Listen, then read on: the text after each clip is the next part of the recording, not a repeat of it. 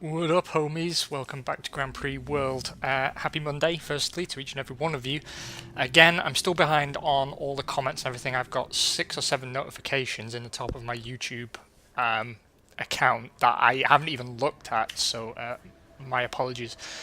You'll probably have noticed there was no videos over the weekend. There was numerous reasons for that, but one of the big ones was that I spent quite a bit of time on F1 2016 content that got corrupted.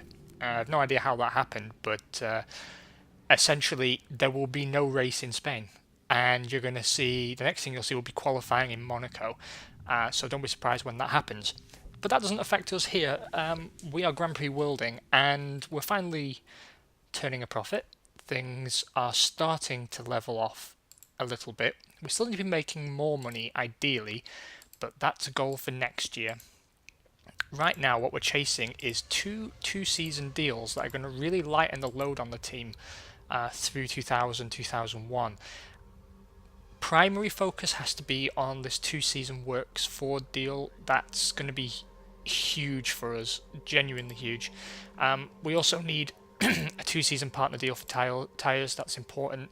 The one-season Mobile One fuel deal is important because it's a works contract, but I'm not confident we'll actually sign it. We're just trying it because it's the easiest of the works contracts that we're offered. But a partnership is really the goal. We just don't want to be stuck paying for these things any longer than necessary.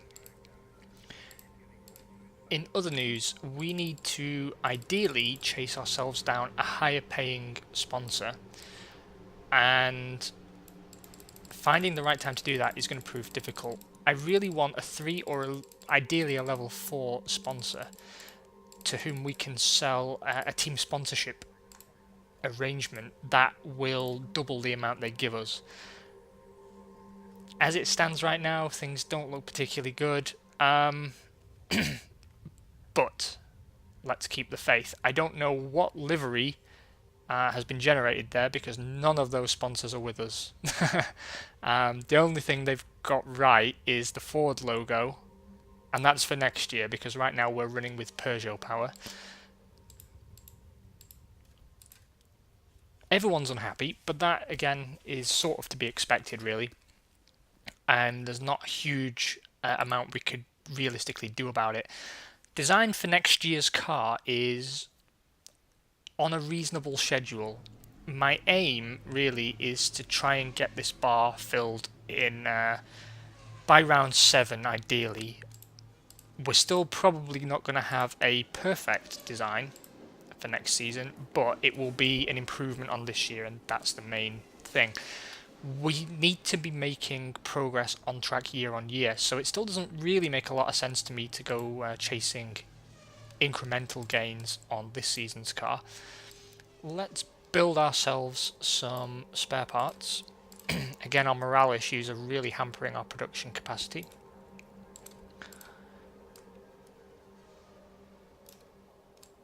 These are going to be seriously expensive spare parts, but since we're not testing, I think it's okay.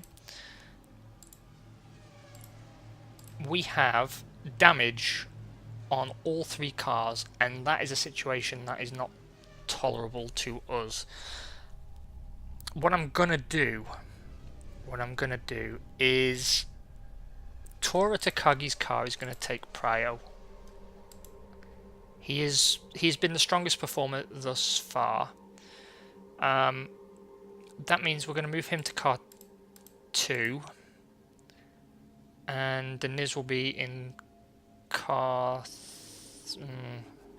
That's difficult. That's difficult.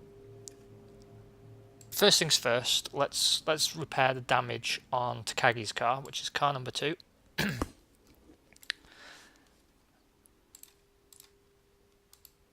Then they get 1 spare part apiece to deal with wear, and I think actually we'll switch Deniz to car 3. So again, priority going to Takagi, and that's only because he has damaged his car less frequently.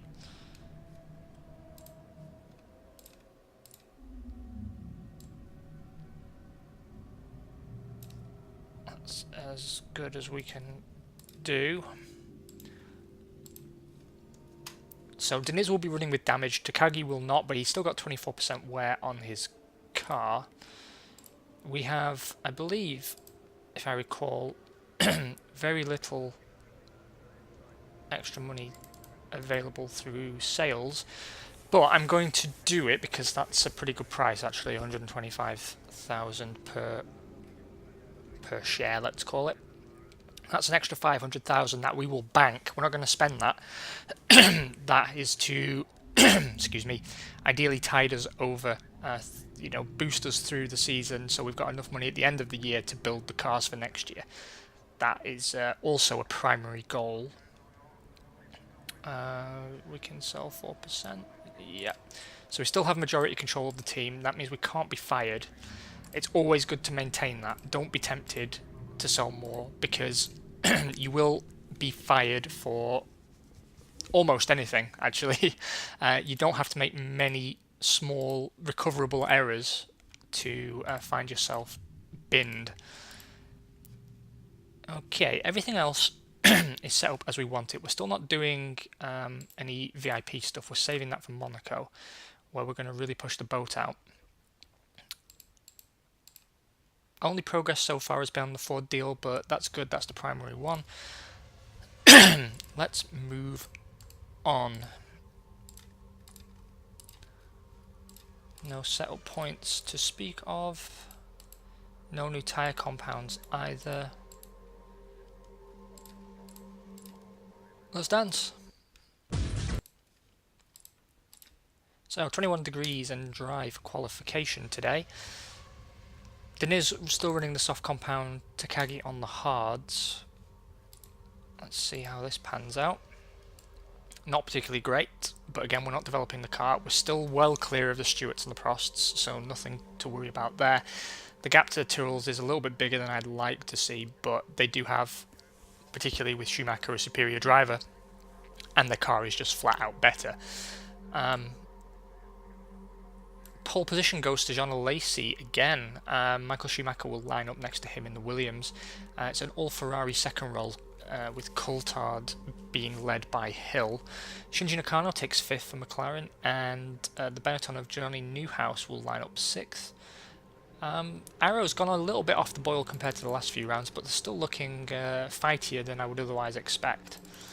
Sauber also punching a little bit above their weight, but only, again, because of the world-class drivers they've managed to haul upon themselves. Jordan not looking quite so sexy there, although I do like their driver lineup. Vert's out qualifying Panis, which is a bit of a surprise. 23 degrees with some cloud cover for race day. Whatever happens, we're going to have a lot of repairs to do on Deniz's car, I fear. We'll do a 33-32 split with the T-Man. And hopefully he doesn't pick up any damage. I don't really feel we're at the level where we need to be purposely non-qualifying. Plus, we'd have to do an incredible job given where the Prosts and the Stewarts are. Let's see though. 12th and 13th, 2 laps down, but let's not be too critical. Both cars finished. That's an important step. We have a long way to go before we're picking up points. We could get lucky. We could reach the right track, in inverted commas, and find that we have a little bit more pace there. It does happen occasionally, but I'm not holding my breath out. David Coulthard extends his lead up at the top of the... actually, no, he doesn't. John Lacey compresses his lead. Coulthard still on top on 32 points. John Lacey second in 28 points, and Michael Schumacher lagging behind in third on 18, just 1 point clear of Lacey's teammate Shinji Nakano. In the constructors, McLaren and Ferrari and Williams really have it all to play for. Benetton are a little bit further down the road in 4th. Arrow's 3 points clear of Sauber there to take 5th. That's pretty good. Okay, it's the big Monaco party, so important times. We're going to hire ourselves an extra excellent designer, or 3. I know that's a lot of money, but we really need next year's car to be good. Let's hop over to the design office, see if we are likely to wrap things up. Probably not, actually. I could stretch it to round 8, but I'd really hate to do that. Let's just see. Let's just see how things pan out. We could boost it by testing a little bit, but it just isn't worth it still. We're not going to gain any particular advantage. We have a TV advantage card to play, and we all know where that's going. Let's sign that up. Right, it's time now to reclaim a small amount of staff to run some hospitality for us. This is going to be an expensive one for maximum impact. Bringing along Ford, bringing along Mubble, and bringing along Bridgestone. I don't think it's going to work any miracles, but we shall see. The main thing is that we learn that Ford aren't really being courted by anybody seriously right now.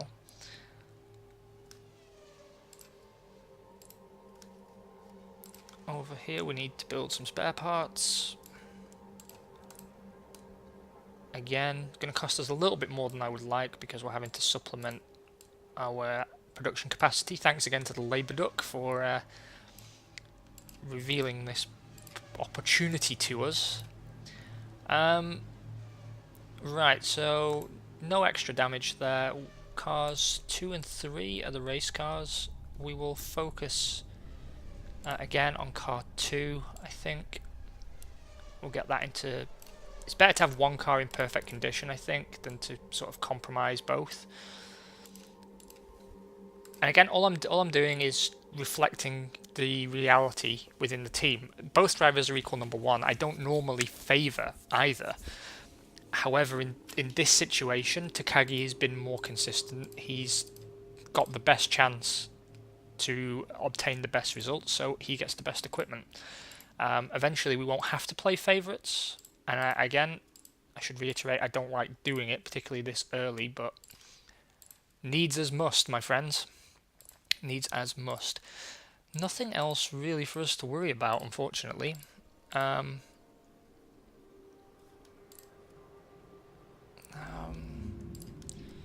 much does it cost to test it? No, it's far too expensive. Part of me thought maybe it's worth actually getting a few setup points for downforce. We've already used the spare parts, so it put wear on the cars, but there is arguably potential in doing that. It's probably our best chance of the year to score some points. Nevertheless, 100% of our guys still working on pit stops. We want to make them as quick as possible. Let's Monaco this bitch. 26 degrees and very dry for qualification. Again, keeping Takagi on the hard tyres, I think one stopping him is working out fairly well so far. Super, all good. Yeah, 17th and 18th, again, Takagi out qualifying Deniz. We're behind the Tyrrells, but ahead of the Stewarts and the Prosts, convincingly so. That's fine, we found our little niche. John O'Lacey racks up another pole position for McLaren, and again Michael Schumacher takes second next to him. Less than 3/10 separate, 300ths even separate the two. Even smaller gap than that back to Johnny Newhouse's Benetton in third. Damon Hill takes fourth for Ferrari. Very, very tight amongst the top 4 there, separated by just less than a tenth of a second. Shinji Nakano is next down the road in 5th for McLaren. Johnny Herbert takes 6th for Williams. Slightly improved performance there for Jordan, while Sauber seemed to have gone backwards a little bit. Other than that, everything else has stayed pretty much the same. 20 degrees again with cloud cover on race day. Fresh boots all around. And emergency vehicles outside my apartment, because it wouldn't be Grand Prix World without constant audio interruption. 39 lap stints for Takagi, fresh rubber for both, of course.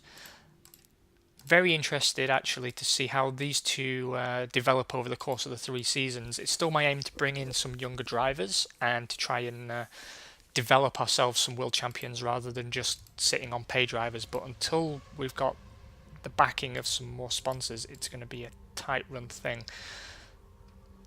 Let's see what they can do. Again, we finished, and both drivers a position higher than last time, taking 11th and 12th respectively. Takagi obviously leading Deniz. John Alesi leads from pole and takes the win on a 150.34.111. Half a second or so down the road is teammate Shinji Nakano, so a great drive from him considering he qualified 5th, I believe. The podium is rounded out by Damon Hill's Ferrari, 150.35.101. Very tight at the front end of the grid, to be honest. Very tight indeed. David Coulthard takes 4th for Ferrari, so it's double points finish for Ferrari as well. Heinz-Harald Frenzen's Benetton takes 5th, and the final point goes to Michael Schumacher in the Williams. Obviously, their race pace not quite as sexy as their qualifying pace, and he's fallen back there. Quite a lot of attrition in that Grand Prix. Driver error taking out Laurent Redon's Prost and Eddie Irvine's Sauber. Hydraulic failure took out the arrows of Luca Badoa and the Williams of Johnny Herbert. Suspension failure knocking out the Jordan of Olivier Panis and Andrea Montemini Stewart. And engine failure knocked out Jacques Villeneuve's Benetton. Electronic failure removing the final arrows from proceedings. Esteban Tuero, the victim. Over in the Drivers' Championship, things are still all to play for. Jean Alesi continues to lead. No, he wasn't. Coulthard was leading before. Jean Alesi moves into first position in the Drivers' Championship on 38 world-class points. David Coulthard is sat in second on 35. Shinji Nakano closing up to him, though still lagging a little way behind on 23 points, although he has moved himself reasonably well clear of Michael Schumacher. 4-point gap is pretty decent at this stage in the season, to be fair. Looking on the constructors, McLaren continue to lead, 61 points to Ferrari's 45, both teams pulling out a bigger gap on Williams and Benetton. It seems really it's going to go down to the wire between those two. I don't think Williams are really in a position to come back, but you never do know. Again, team turned a profit. Let's see if we made any progress here. Nah, not really. Not really. Really not really. What we found though is that we could actually remain profitable while running hospitality. Still going to stop it for now, just so we can boost our budget a wee bit further. Over in the design studio, have we hit a goal? We haven't. I'm going to give it one more round. I think it's really important that we try and complete this if we can. In the design studio, I'm going to make some more hires. And I hate myself for doing it, but I really want next year's car to be the bomb, as the kids say on the streets. We're going to hire a construction expert as well, and we're going to hire ourselves some more guys in commercial. Again, wages can be a huge cash drain without really much warning. If you just go mindlessly hiring like I'm appearing to do right now, you will find yourself completely knacked. But all that said, sometimes you got to take a risk to take a win. So we are going to hope that the additional manpower helps us to achieve some of our goals. We are lagging behind in numerous areas now.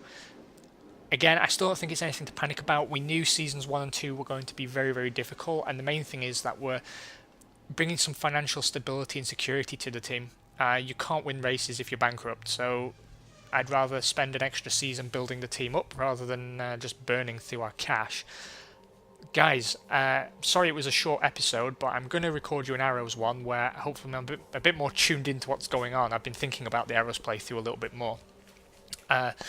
We will really sort of power through most of the rest of the 1999 season, hoping to get down to some bidness in 2000. You guys take care of yourselves, have an amazing Monday evening, and I will talk to you in probably about 40 minutes. See you later.